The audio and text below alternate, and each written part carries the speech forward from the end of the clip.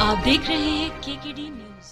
नमस्कार, KKD news में आपका स्वागत है। मैं हूं आपके साथ नम्रता शर्मा। ये नजर डालते हैं खबरों पर।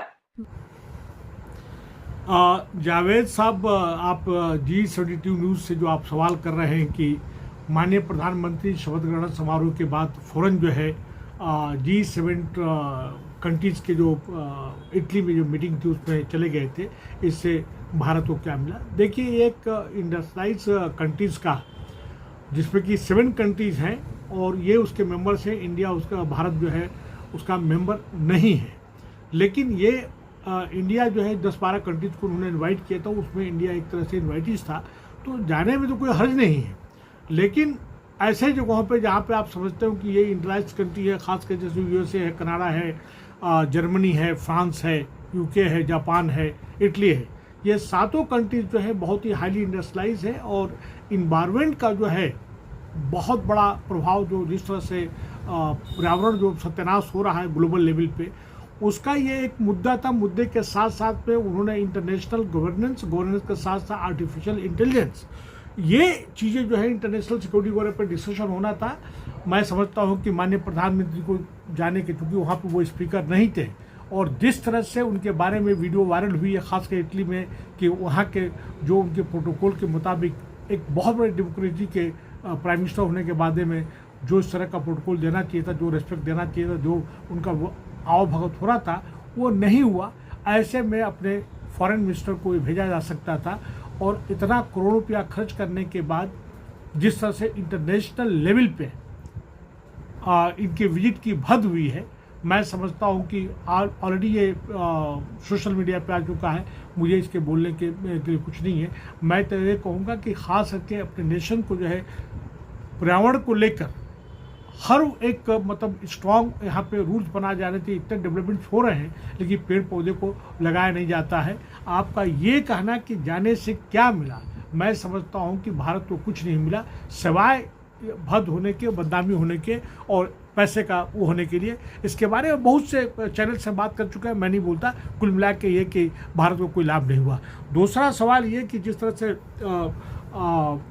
बीजेपी तोड़ कर रही है और 24 तारीख को जो है शपथ ग्रहण समारोह होने वाला है, इसमें TDP को और ख़ास करके नीतीश कुमार को जो जिनको क्या करना चाहिए, मैं थोड़ा सा आपको बैकग्राउंड में ले जाना चाहता हूं। देखिए कि जो भी बीजेपी के साथ पार्टी गई, अकाली दल से लेके BSP से लेके, और उसके साथ साथ में अभी रिसेंट में नवीन पटनायक बीजू जो गए उनके साथ में, वाईएसआर रेड्डी जो गए उसके साथ में, ये सभी पार्टियां खत्म हो चुकी हैं।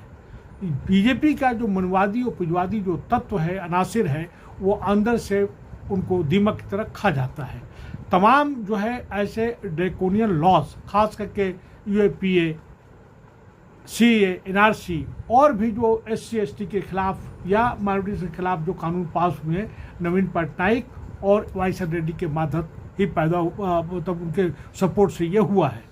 अब रहा सवाल आपको कहना कि स्पीकर्स का जो है ऐसे हालात में इनको स्पीकर का पोस्ट लेना चाहिए नहीं लेना चाहिए। मैं स्पीकर के बारे में बता दूं कि स्पीकर जो है एक प्रिसाइडिंग ऑफिसर होता है और ये आर्टिकल 93 के तहत बाकायदा ये प्रोविजन किया गया है और पूरी प्रोसीडिंग को उसके बगैर मूव नहीं कर सकता। तो उसके बहुत ही पावर है स्पीकर जो है, चाहे स्टेट असेंबली का हो तो उसका हो, एक चीज़। और दूसरा आपको बता दूं कि कोalition सरकार में स्पीकर का बहुत ही महत्व है और स्पीकर का पोस्ट जो है चंद्रबाबू नायडू को लेना चाहिए या नीतीश कुमार जी को लेना चाहिए। और इसके साथ साथ में खास करके जो है होम मिनिस्ट्री जो है उसको भी लेना चाहिए, फाइनेंस लेना चाहिए।